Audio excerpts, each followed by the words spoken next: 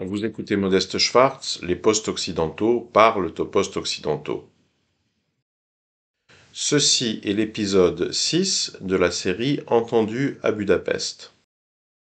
Nous y retrouvons un analyste hongrois qui a déjà été présenté à l'épisode 4 de cette série, je n'y reviendrai donc pas. Il s'agit de András Kostur. En revanche, cette fois-ci, aucune source, notamment source YouTube, aucune chaîne à présenter, étant donné que les informations qui vont ici être relayées et commentées proviennent du canal Telegram d'András Kostur. András Kostur anime un canal Telegram public, une chaîne de diffusion sur Telegram, et naturellement en hongrois. Un canal sur lequel il a posté hier deux longues publications, enfin, si vous voulez, un long texte, mais en deux publications successives, alors que j'aurais bien sûr pu traduire, que vous pouvez d'ailleurs, si vous êtes curieux, je mettrai en lien évidemment la chaîne Telegram.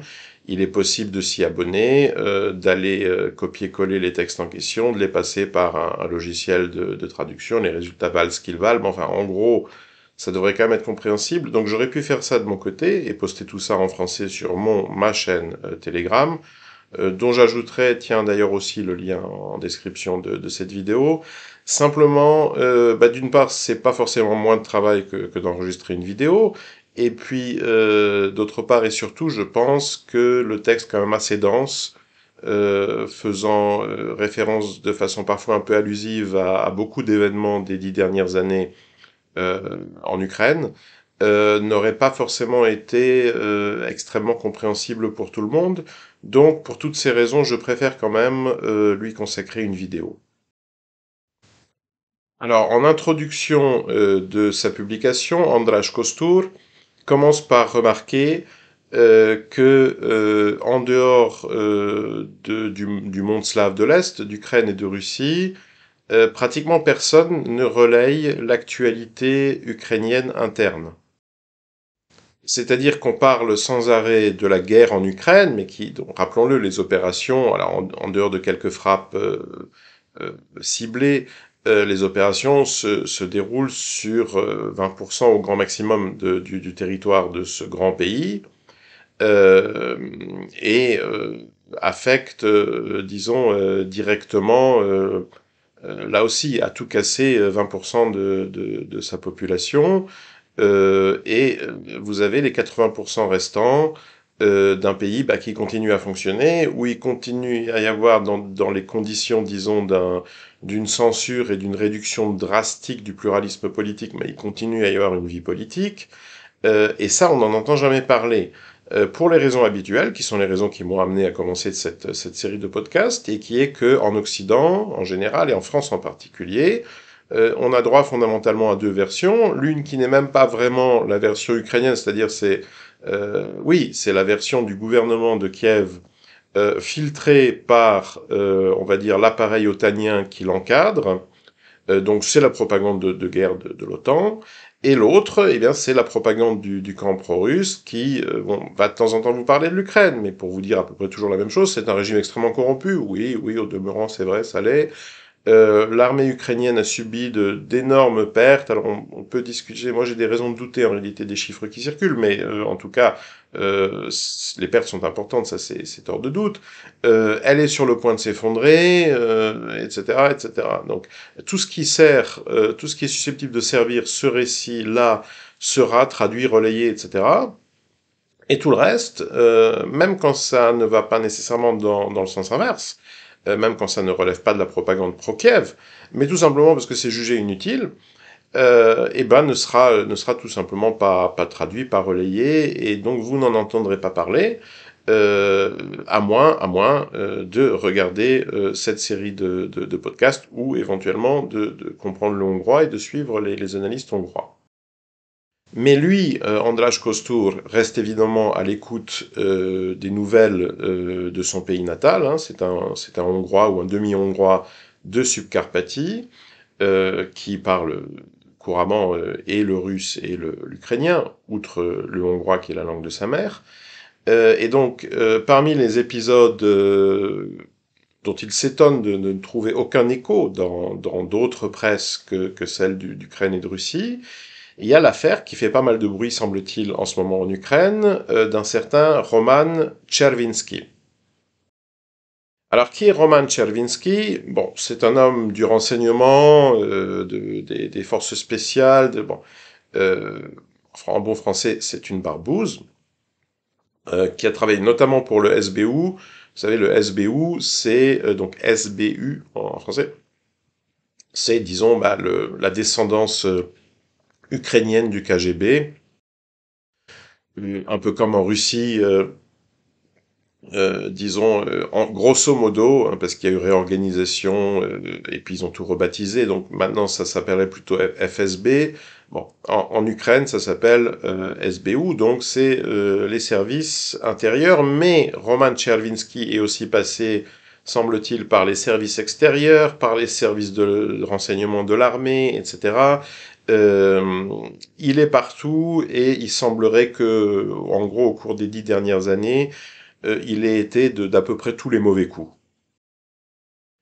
Son nom avait notamment été mentionné en rapport avec les nombreux assassinats de leaders séparatistes, donc des républiques séparatistes sur le territoire, assassinats commis sur le territoire des républiques séparatistes d'Ukraine orientale, qui ont émaillé la chronique, disons, de la première moitié des années 2010. Détail intéressant, étant donné que, comme on va le voir, il est notamment reproché de la part du régime de Kiev à Roman Chervinsky d'être un agent double et d'avoir aussi des allégeances, des contacts, de collaborer aussi avec Moscou. Alors, à quel point faut-il prendre ce genre d'accusation au sérieux? András Kostur nous met en garde et je vous mets en garde d'entrée de jeu. Euh, Avec, disons, la propagande de guerre, la psychose de guerre obnubilant l'opinion publique des deux pays, de la Russie comme de l'Ukraine, c'est un résultat presque mécanique. Les accusations d'intelligence avec l'ennemi se multiplient dans tous les sens. C'est évidemment l'accusation la plus efficace. Vous voulez faire du tort à tel ou tel adversaire politique, voire économique, quelqu'un qui vous a fauché une nana. C'est ce qu'il y a de plus simple, c'est ce qui fonctionne le mieux. Ça devient peu à peu impossible à vérifier d'ailleurs, parce que il y avait une telle intrication entre la vie politique, économique, sociale, familiale de ces deux pays à mon avis, ce qui est très très difficile, c'est de trouver des Ukrainiens et des Russes qui n'ont aucun lien avec le pays, l'adversaire, avec l'autre pays belligérant. Bon. Donc tout le monde est en intelligence constante avec l'ennemi, et on se jette ça à la tête. Hein, c'est une bataille d'édredons, simplement avec malheureusement des conséquences parfois un peu plus sérieuses. Donc, dans ces accusations dont on ne saura probablement jamais le fin mot au demeurant, ce qui est intéressant, et en général dans l'affaire Roman Chervinsky, ce qu'il est beaucoup plus intéressant de noter, et András Kostur, qui est un analyste extrêmement subtil, donc qui non seulement dispose d'énormément d'informations, mais a aussi une grande capacité de traitement, de mise en ordre, justement d'analyse de ces informations, le fait lui-même remarquer. Le fait marquant, eh bien, c'est justement qu'on en parle. C'est-à-dire que des titres de presse, notamment liés à la galaxie Poroshenko, hein, donc au camp de l'ancien président ukrainien, celui qui, il y a 4 ans, a été remplacé, euh, euh,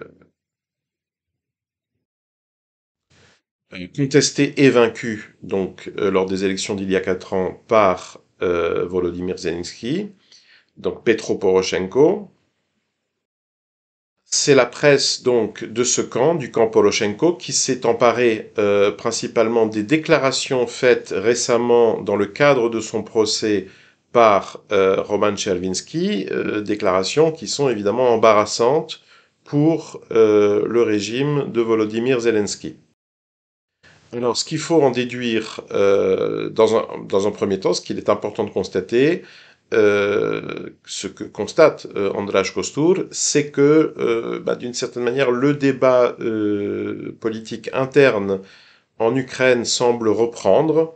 Les antagonismes qui avaient été mis sous le boisseau à cause de la rhétorique habituelle dans ces cas-là, d'union sacrée, etc., réapparaissent à la surface. Alors qu'est-ce que ça signifie? Là, on en arrive de nouveau aux hypothèses. L'une des hypothèses, qui sera naturellement favorisée par le camp pro-russe, c'est que il y a une usure de la propagande de guerre et de l'intox patriotarde, etc. en Ukraine. Ça, je pense qu'on peut partir du principe qu'il y a usure. Que peut-être, là ça devient plus hypothétique, le régime se prépare à des déceptions sur le plan militaire, donc qui pourrait être l'ajournement ou peut-être un échec tout à fait, enfin une réussite très très relative, voire carrément un échec de la fameuse contre-offensive qu'on promet depuis maintenant déjà des mois. Bref, des revers sur le plan militaire pourrait amener la contestation en politique interne à grossir en Ukraine, et dans ce cas-là, évidemment, quand on veut conserver les apparences, parce qu'il y a vraiment plus que les apparences d'un régime démocratique, la chose à faire, c'est de laisser un peu de vapeur sortir de la marmite. Donc il faut que les Ukrainiens aient au moins l'impression de pouvoir être représentés dans leur mécontentement.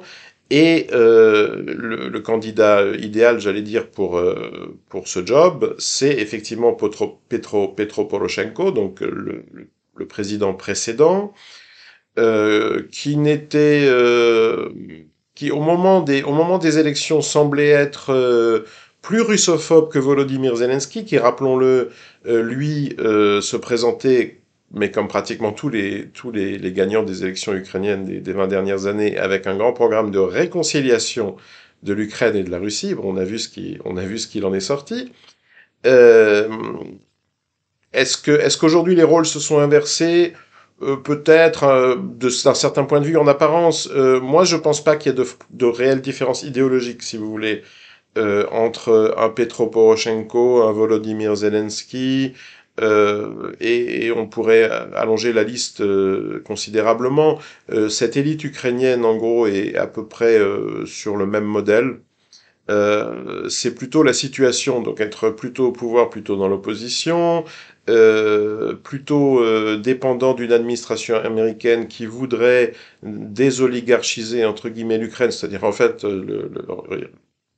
faire main basse sur ce que possèdent les oligarques ukrainiens et en faire profiter l'oligarchie américaine. Hein, ou au contraire du côté de ceux qui courent le risque de se faire spolier, etc. Donc finalement, c'est plutôt l'occasion qui va faire le larron et amener, on l'a vu dans le cas notamment de Kolomoïski, le parrain de Zelensky, hein, qui a navigué de façon assez vertigineuse entre des positions absolument russophobes et des positions d'une russophilie, j'allais dire, rabique, hein, au cours des 10 dernières années. Donc faut pas prendre trop au sérieux ces postures, cette rhétorique, mais en tout état de cause, Petro Poroshenko a été vaincu politiquement dans un passé récent par Volodymyr Zelensky. Il s'efforce d'incarner un autre visage de ce patriotisme ukrainien qui de toute façon domine la scène, entre autres parce que les partis considérés comme non patriotiques ont été interdits. Bon, donc il n'est pas surprenant de le voir lui et sa presse monter au créneau. Disons, quand un affaiblissement du régime, peut-être pour des raisons militaires, semble devoir provoquer un retour au multipartisme, ou du moins à la comédie du multipartisme. Alors, on ne va pas s'attarder très longtemps sur l'objet, le contenu de ce procès, donc actuellement intenté à Roman Chervinsky, qui d'ailleurs se défend, en gros, disons, en se chauffant du même bois que ses accusateurs, c'est-à-dire qu'il leur renvoie des accusations d'intelligence avec Moscou. Donc, en gros, le principal chef d'accusation, donc l'histoire qui est sur toutes les bouches, etc., pour l'avoir quand même mentionné, c'est cette histoire donc d'une opération ratée des services ukrainiens qui auraient cherché au début donc de l'opération spéciale du fait pour essayer de compenser l'infériorité aérienne de la Russie, de débaucher par la corruption des pilotes de chasse russes en les amenant à déserter en allant se poser sur un aéroport ukrainien avec leur coucou pour les laisser là, ou peut-être d'ailleurs pour continuer à les piloter mais sous uniforme ukrainien. Bon, ça, je suis pas allé regarder tous les détails, c'est pas très important. Et bon, ça n'a pas fonctionné. L'opération a visiblement été démasquée. Il devait y avoir de l'infiltration. Et donc, à la place des chasseurs, des avions qui étaient attendus sur cet aéroport, ce sont des missiles russes qui sont arrivés au jour du rendez-vous. 13, je crois, dont 8 ont atteint leur cible et ont fait une victime, mais 16 blessés, quelque chose comme ça. Bon. Roman Chervinsky, qui était impliqué dans cette opération, comme encore une fois dans la plupart des mauvais coups des 10 dernières années, hein, c'est un usual suspect, est maintenant accusé d'avoir causé cet échec en informant des agents russes. Alors, ça a l'air cousu de fil blanc, étant donné que d'autres militaires ukrainiens ont déjà été accusés, je crois d'ailleurs même convaincus du même crime.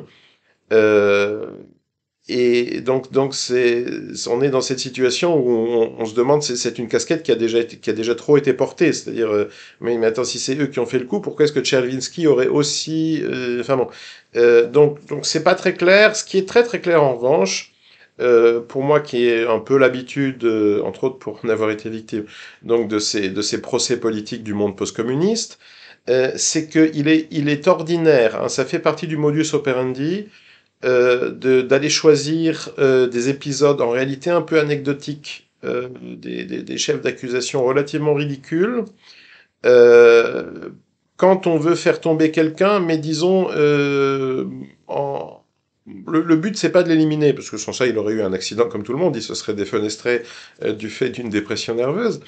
Non, le but évidemment c'est de les garder en tôle et sous pression, mais avec l'espoir quand même de pouvoir en ressortir de façon à pouvoir soit leur extorquer des informations, soit s'en servir dans le cadre d'opérations ultérieures, etc. C'est ce que font même des juridictions civiles anticorruption dans des pays de l'Union européenne que je ne mentionnerai pas. Donc, a fortiori, j'imagine très facilement des cours militaires ukrainiennes s'amuser à ça. Donc, encore une fois, le contenu du procès n'est pas particulièrement les chefs d'accusation, le procès lui-même en fait, que ce soit d'ailleurs le réquisitoire ou la contre-offensive, on va dire, médiatique, le contenu des interviews données par Chervinsky, tout ça doit être pris avec des pincettes, et en réalité, ça n'est pas d'une extrême importance. Ce qui, en revanche, est assez intéressant, ce sont les détails que toute cette histoire fait affleurer à la surface, notamment dans ou à travers les déclarations de Chervinsky, qui est peut-être de mauvaise foi, parce que lui, il veut simplement se défendre, donc on l'accuse d'intelligence avec la Russie, il pointe le doigt en sens inverse vers l'équipe Zelensky en disant non, non, les agents russes, ce sont eux. Au demeurant, on sait par une indiscrétion, là aussi probablement pas fortuite, de Naftali Bennett, que Volodymyr Zelensky a suffisamment d'amis, ou au moins suffisamment de gens qu'il considère comme relativement utiles à la tête de l'Ukraine à Moscou, pour avoir, dès le début du conflit, obtenu via justement Israël une garantie de sécurité de sa propre personne. C'est-à-dire qu'il joue constamment à passer d'un bunker à l'autre, il joue à la cible vivante, etc. Alors qu'il sait parfaitement, il a reçu des garanties personnelles de Vladimir Poutine que lui ne sera jamais la cible donc des frappes russes. Pas plus d'ailleurs que Joe Biden quand il se déplace à Kiev, etc. Bon, je suis désolé pour ceux qui prennent au sérieux cette farce de la guerre mondiale. Bon, il y a autant de guerre mondiale que de beurre en branche. Mais pour revenir à Roman Chervinsky, ce qui est intéressant, donc il se peut très bien qu'il soit de mauvaise foi, il se peut aussi qu'il soit manipulé, il se peut que lui-même croit à la version de l'histoire qu'il est en train de servir donc à la presse de Petro Poroshenko, mais c'est pas très important. Ce qui est important, c'est qu'en revanche, il a assisté aux histoires qu'il raconte d'assez près, à vrai dire comme acteur, hein, il était impliqué. Et donc il y a tout un tas de détails comme ça qui affleurent sans qu'il ait forcément eu l'intention. C'est de son point de vue, c'est pas ça, c'est pas là-dessus qu'il cherche à orienter l'attention, mais ça ne nous empêche pas de remarquer de tels détails et d'essayer éventuellement d'en déduire, d'en tirer quelques déductions. Alors, simplement, tout ça est assez compliqué, ce sont des histoires emmêlées, euh, c'est une véritable pelote. Bon, donc, ce que je vous propose, c'est de tout reprendre dans l'ordre, finalement quand même toujours en fin de compte, le plus simple d'exposition, qui est l'ordre chronologique. Donc, nous sommes en 2014. Suite au Maïdan, alors je ne vais pas revenir là-dessus, peut-être qu'un jour je ferai un podcast spécial. Bon, le Maïdan se produit, l'Ukraine orientale d'identité russe se soulève contre un régime qui affiche très haut son intention de ne pas reconnaître sa spécificité culturelle. À mon avis, dès le début, il y a bon, c'est plus que mon avis. En réalité, c'est assez consensuellement reconnu. Dès le début, il y a des volontaires, appelons ça comme ça, des volontaires. Je pense effectivement qu'ils étaient volontaires, même si par ailleurs certains pouvaient avoir été encore soldats de l'armée russe une semaine plus tôt. Bon, mais il y a des volontaires venus de Russie dans le camp des séparatistes. Il y a évidemment du matériel et de l'information, des renseignements qui sont fournis par Moscou. Et j'allais dire que c'est de bonne guerre. Donc ça c'est comme, mais je le reprécise quand même parce que c'est quelque chose qui est systématiquement oublié en France, et comme d'habitude par les deux camps, c'est que cette guerre, si guerre il y a, moi j'aurais tendance à dire que c'est un conflit local et avant tout une guerre civile, mais appelons ça la guerre, elle n'a en tout cas pas commencé en février de 2022. Hein, elle a commencé 8 ans plus tôt, en 2014. Ce qui a fondamentalement changé en février 2022, c'est que la Russie a commencé à assumer son intervention, son ingérence, qui, j'emploie pas ce mot à des fins accusatoires, etc. C'est une ingérence qui répond à l'ingérence des Occidentaux dans le même conflit, etc. Donc, encore une fois, c'est de bonne guerre. Mais bon, techniquement, ça s'appelle comme ça, c'est une ingérence. Et simplement, qu'est-ce qui s'est passé en février 2022? Eh bien, la Russie a commencé à assumer son ingérence, à dire tout haut, voilà, à reconnaître, oui, bah oui, c'est nous, on y va, euh, c'est l'armée russe. L'armée russe, en fait, a commencé à se battre sous le drapeau de l'armée russe en Ukraine orientale, ce qui, jusque-là, n'avait pas été le cas. Elle était bien présente, mais sous le drapeau des républiques séparatistes. Et donc, s'ensuivent plus ou moins 2 ans, grosso modo, de combats d'une guerre chaude, disons, de combats assez féroces donc entre les milices des républiques séparatistes appuyées discrètement par l'armée russe et l'armée du régime de Kiev qui a décidé de normaliser ces régions, hein, d'écraser le soulèvement, ou ce que les insurgés eux-mêmes avaient appelé le printemps russe du Donbass. Puis il y a gel du conflit, et à mesure que la situation se stabilise, que la vie se réorganise, la vie pacifique, la vie civile se réorganise dans les républiques séparatistes, une série d'assassinats des leaders historiques locaux du printemps russe, donc qu'on connaissait généralement sous des pseudonymes d'ailleurs, des noms de guerre, Givy, Motorola, Zaharchenko, Mozgovoy, les uns après les autres, ils sont assassinés donc sur le territoire des républiques séparatistes par des agents de Kiev, qui pourrait, entre autres, avoir été coordonné par Roman Chervinsky. Et ça, c'est quelque chose dont j'ai déjà parlé dans une autre série de podcasts, donc je vous renvoie à ma mise au point, donc quand j'ai traduit dans le courrier des stratèges des extraits des 39 questions d'Igor Strelkov récemment publiées, euh, puisque, voilà, pour ceux qui auraient raté donc ce podcast, que je mettrai aussi en lien de cette vidéo, des événements, des débats finalement très semblables ont cours au même moment en Russie. C'est-à-dire que en Russie aussi, vous avez notamment une frange, on va dire, ultranationaliste, enfin des gens situés à la droite de Poutine, et enfin, ils n'ont pas commencé à faire ça la semaine dernière. Hein, c'est un vieux refrain, mais là on les entend un peu plus. Eh bien, accusent, on va dire, une bonne partie de l'appareil du pouvoir, des VIP du Kremlin, d'intelligence avec l'Ukraine. Et l'une des accusations que, au moins, sur un ton allusif, il formule à l'encontre des mondialistes du Kremlin, c'est d'avoir, on va dire, pour le moins, fait preuve d'assez peu de combativité à l'époque.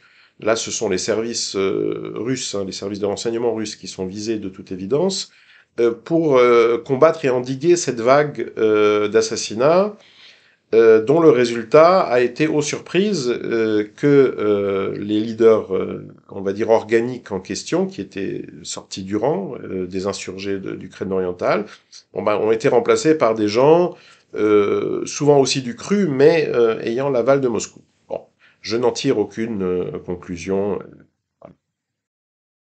Mais surtout, ce qui se passe pendant cette période, et notamment à partir du milieu de la décennie, donc quand le conflit est de plus en plus gelé, alors avec toujours quand même quelques tirs de mortier de temps en temps, notamment venant du côté kievien, et notamment sur des zones civiles, hein, voilà, donc ce sont des crimes de guerre. Bon. Pour maintenir un peu hein, des piqûres de rappel comme ça, voilà. Mais abstraction faite de ces quelques petits crimes de guerre, la situation revient à la normale, les gens vivent à peu près normalement des deux côtés de la frontière de facto, là, enfin, l'ancienne ligne de front devenue une ligne d'armistice est finalement une sorte de frontière de facto, à travers de laquelle d'ailleurs passent des bus, bon, voilà.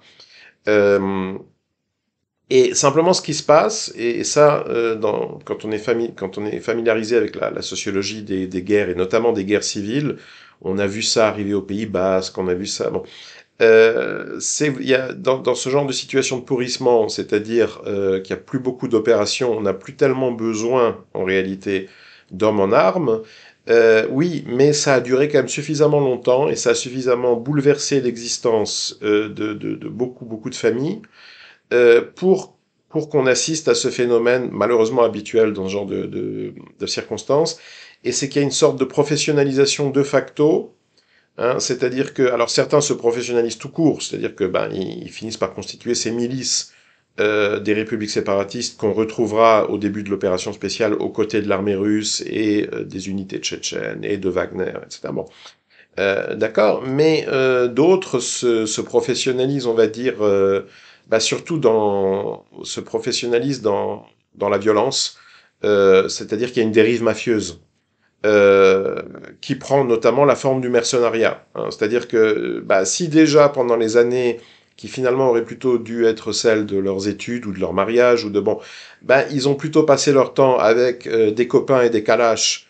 à boire des bibines, à fumer des clopes et à envoyer de temps en temps une rafale d'AK-47 vers l'autre bout du village ou du quartier. Bon, finalement, ça devient assez vite un mode de vie, hein, exactement comme le, nar- le narcotrafic,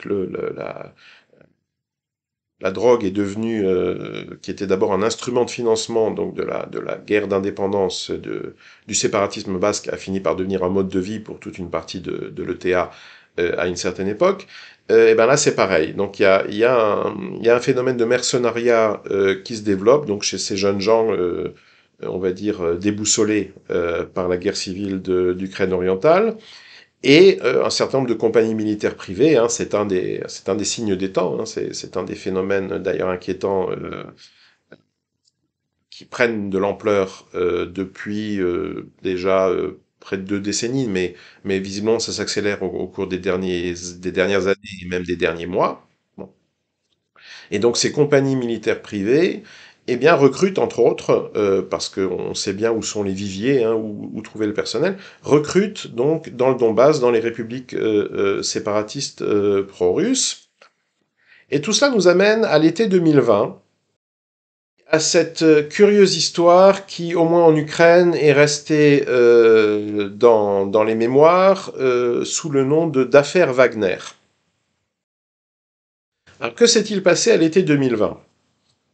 À l'été 2020, des barbouzes non identifiés, enfin qui s'identifient eux-mêmes comme des représentants de la compagnie militaire privée Wagner, recrutent dans le Donbass, dans les républiques séparatistes, donc censément pour une opération de sécurisation de sites, hein, c'est toujours comme ça que c'est présenté, au Venezuela. Et c'est ainsi qu'un groupe, je crois d'une trentaine de jeunes hommes disposant d'une expérience militaire euh, est formé et rassemblé. Alors le point de rassemblement est Minsk, ce qui ne doit pas éveiller trop de suspicion, parce qu'effectivement c'est une sorte de zone neutre. Hein, ça permet en gros de faire des affaires sur un territoire où en principe le FSB russe, ni le FSB russe, ni le SBU ukrainien, donc auquel en principe ces services n'ont pas accès. Hein. Tout se passe là-bas sous l'œil euh, au demeurant omniprésent du KGB biélorusse. En Biélorussie, le KGB est resté KGB, ça s'appelle toujours KGB, ce qui me semble plus honnête d'ailleurs. Hein, bon. Et donc du moment on part du principe que du moment que ça ne concerne pas, que ce sont pas que le régime biélorusse lui-même n'est pas concerné, n'est pas visé ou n'est pas partie prenante dans une affaire, bon, on peut faire ses affaires, on peut faire ses négociations, etc. À Minsk. C'est une sorte de terrain neutre, ou du moins ça en a la réputation. Donc, ce détail n'éveille aucune suspicion. Les candidats donc à ce recrutement se retrouvent à Minsk. Le bataillon, en quelque sorte, est formé à Minsk. Et là, patatras, coup de théâtre, le bruit se répand dans la presse biélorusse, russe, ukrainienne et puis finalement internationale, qu'il s'agirait en réalité d'une opération visant justement la Biélorussie et destinée à, en gros, fournir son bras armé à un putsch contre le président biélorusse Alexander Loukachenko. Alors, Loukachenko, dans un premier temps, a donné l'impression de prendre cette histoire au sérieux. Si c'est le cas, on le comprendrait aisément, étant donné qu'il y avait effectivement une forme de Maïdan, de révolution colorée, en cours d'organisation et même déjà de déploiement contre lui à Minsk, et notamment sous la supervision d'ONG, bon, je mets des guillemets importantement, voilà, d'organisations contrôlées et financées depuis l'Ouest, mais en passant notamment par Varsovie et par Vilnius, hein, par la Pologne et la Lituanie. Donc l'organisation de ce putsch plus ou moins pacifique était de toute façon déjà en cours, et ça c'est une évidence, ça n'est contesté par personne.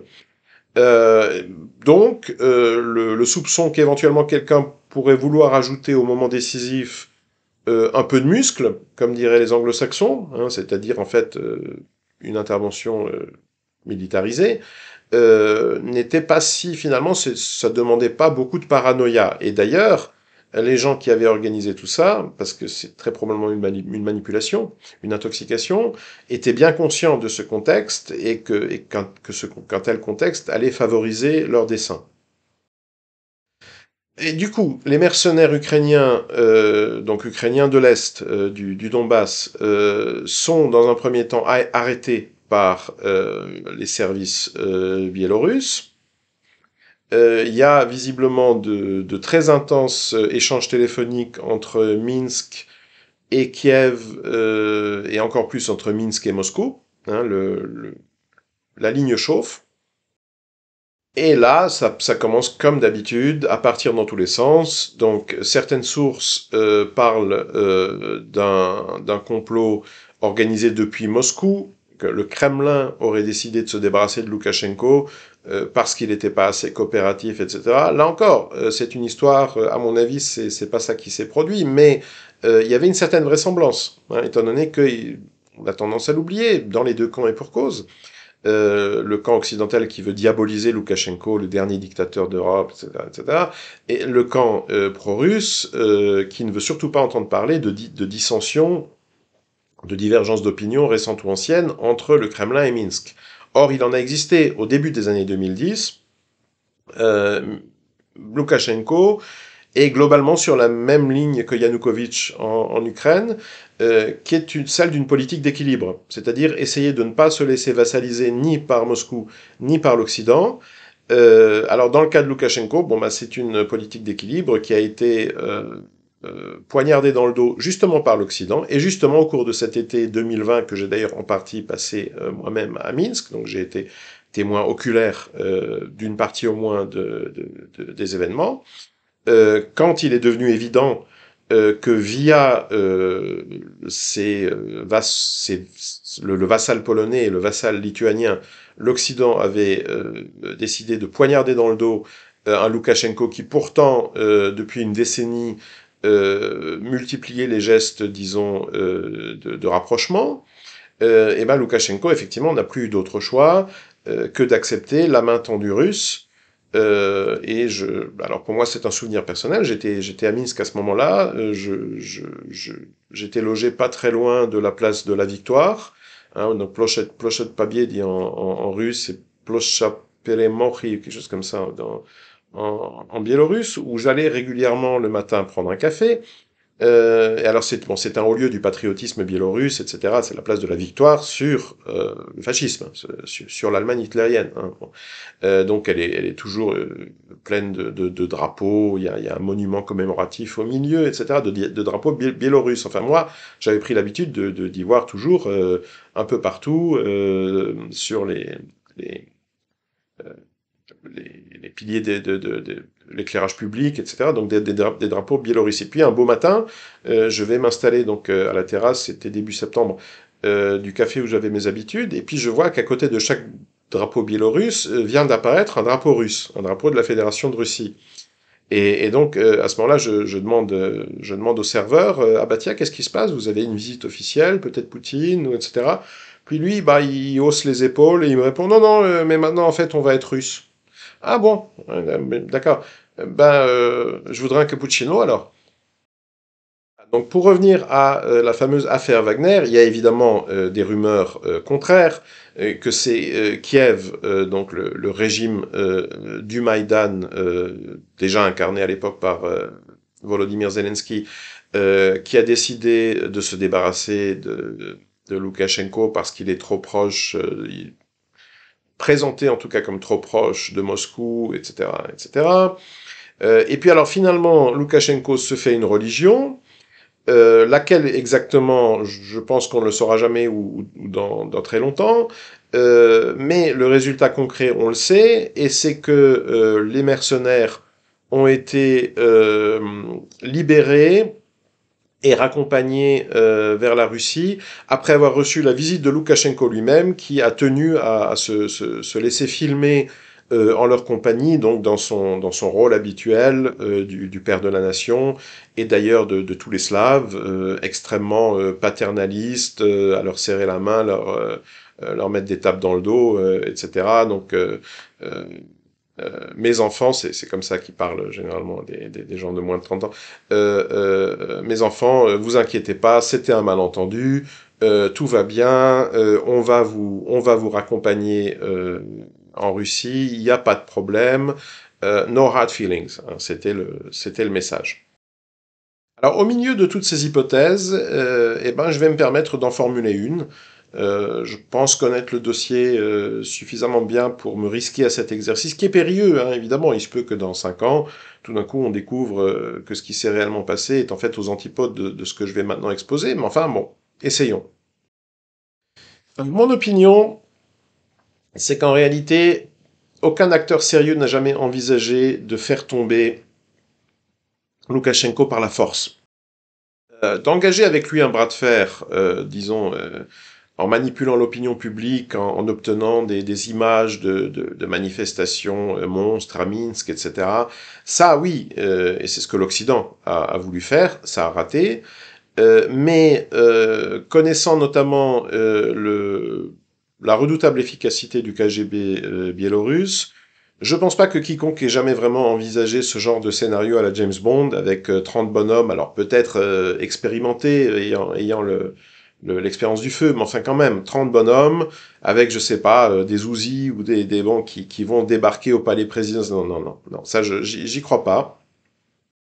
Je pense notamment que le régime de Kiev, alors on va dire pour faire court, Zelensky, est-ce qu'il était vraiment personnellement dans le coup? C'est pas très important. Zelensky, très certainement, dont moi je pense que donc je pense que c'est une manipulation. Hein, je pense que les mercenaires ont été envoyés à Minsk pour être démasqués à Minsk et pour en tirer un effet médiatique et d'intoxication. Et je pense qu'au plus haut échelon du régime de Kiev, que je soupçonne d'avoir organisé cette intoxication, cette manipulation, évidemment, donc les décisionnaires étaient au courant. Alors, dans ce cas-là, quel aurait été leur plan? Eh bien, envoyer ces mercenaires qui, eux, ne soupçonnent absolument rien. Eux, ils pensent qu'une semaine plus tard, ils seront déjà au Venezuela à gagner des milliers de dollars. Donc, bon. Les faire donc arrêter, démasquer à Kiev, parce qu'à partir du moment où la rumeur court, bon bah évidemment les services biélorusses vont intervenir et se servir donc du scandale pour faire courir le bruit et espérait-il réussir à faire croire à Alexander Loukachenko que le coup vient de Moscou, que c'est le Kremlin qui a décidé de se débarrasser de lui, éventuellement physiquement. Tout cela pour les raisons que je viens de rappeler et qui sont pas du tout fantaisistes. Elles peuvent avoir l'air fantaisistes quand quand vous avez l'habitude de n'approcher euh, ces questions, cette situation que par le filtre d'une des deux, ou d'ailleurs des deux propagandes en circulation, la propagande occidentale et la propagande pro-russe, qui, encore une fois, toutes les deux, donc il n'est pas dans leur intérêt de présenter un tableau réaliste de l'histoire, de la trajectoire et de la situation du régime biélorusse. Alors, si mon hypothèse est exacte, le premier constat, ben, c'est que ça n'a pas fonctionné. L'intoxication a échoué. Alors pourquoi exactement il y a eu des conversations, ça on le sait, des conversations directes Loukachenko-Poutine à ce moment-là. Est-ce que c'est Poutine qui a réussi à se montrer particulièrement convaincant? Mais non, Sacha, quand même, moi, tu penses bien que je te ferai jamais ça, etc. Bon. C'est possible. Il est possible aussi que les services russes aient disposé d'enregistrements, qu'il y avait aussi des pièces, euh, disons, permettant d'augmenter la crédibilité, vous voyez, des persuasions de Vladimir Poutine. En tout cas, en fin de compte, après visiblement quelques heures ou peut-être même jours de fébrilité, mais Alexander Loukachenko n'a pas marché. Donc, échec pour Kiev. Mais alors, justement, qu'est-ce qu'on appelle Kiev dans ce cas? Comme je viens de le dire, dans mon hypothèse, au plus haut rang de la hiérarchie, les décisionnaires à Kiev devaient forcément avoir conscience bah, de leur propre projet, du projet d'intoxication, manipulation. Est-ce que pour autant tous les détails, et notamment le but final de l'opération, ont forcément été révélés à tous les échelons opératifs? Et donc notamment, est-ce un Chelvinsky, qui visiblement a été impliqué donc dans cette, il aurait notamment été actif dans la phase de recrutement de ces mercenaires dans le Donbass. Ce qui est assez vraisemblable puisque il y circulait visiblement plus il était voilà il allait et venait dans le Donbass plus ou moins impunément visiblement puisqu'il réussissait à organiser des assassinats notamment. Alors pourquoi pas en profiter effectivement pour faire savoir que si quelqu'un a besoin a besoin d'un peu de travail, moi j'ai des contacts, bon, etc. Est-ce que pour autant Chervinsky savait qu'il n'y aura jamais de mission au Venezuela et que tout ça est destiné à fournir en fait le matériel d'une opération d'intoxication? C'est pas sûr. Donc il se peut très bien que Chervinsky, dans les accusations qu'il formule actuellement contre l'équipe Zelensky, soit sincère. C'est-à-dire en fait fidèle à la version des faits que lui connaît, et évidemment il n'est d'ailleurs pas dans son intérêt de se poser trop de questions, de trop se demander si des fois on lui aurait pas à l'époque raconté des histoires. Parce qu'évidemment, dans la situation où lui se trouve en ce moment, il est en quelque sorte plus rentable de s'en tenir à la version de cette mission qui lui avait effectivement probablement été présentée à lui-même par sa hiérarchie, et de dire que oui, en fait, on voulait effectivement putcher Loukachenko, et puis au dernier moment, ça a échoué du fait de fuites qui viennent probablement de nos propres autorités, donc du régime Zelensky, parce que Zelensky serait un agent russe. C'est le fond de l'argumentaire, c'est l'accusation qu'adresse principalement Roman Chervinsky à Zelensky. Et encore une fois, c'est l'accusation que, en ce moment, j'allais dire à l'est de Budapest, à peu près tout le monde adresse à tout le monde, en Ukraine, en Russie, peut-être même déjà maintenant au Bélarus. Enfin, c'est vraiment c'est l'épidémie, c'est la pandémie de 2023. Hein. Alors évidemment, si mon hypothèse est correcte, il reste une question qui est de savoir si cette opération d'intoxication, donc dont le but aurait été de retourner Loukachenko contre Moscou, diligentée, à mon avis, par Kiev, si cette opération avait reçu l'aval des sponsors occidentaux du régime kievien ou non. La différence, évidemment, on va dire, ce sera en termes de conclusion qu'on pourrait en tirer de la réponse si un jour on en disposait, ce serait de réussir à savoir jusqu'à quelle hauteur hiérarchique remonte la décision en fait de poignarder Loukachenko dans le dos du côté des Occidentaux. Ça, c'est très difficile à savoir. En surface, ce qu'on voit, ce qui est très net, c'est qu'il y a eu une activité, d'ailleurs, qui se cachait pas du tout en Pologne et en Lituanie contre Loukachenko. Elle se poursuit, évidemment, elle est même redoublée en ce moment, depuis le début de l'opération militaire spéciale.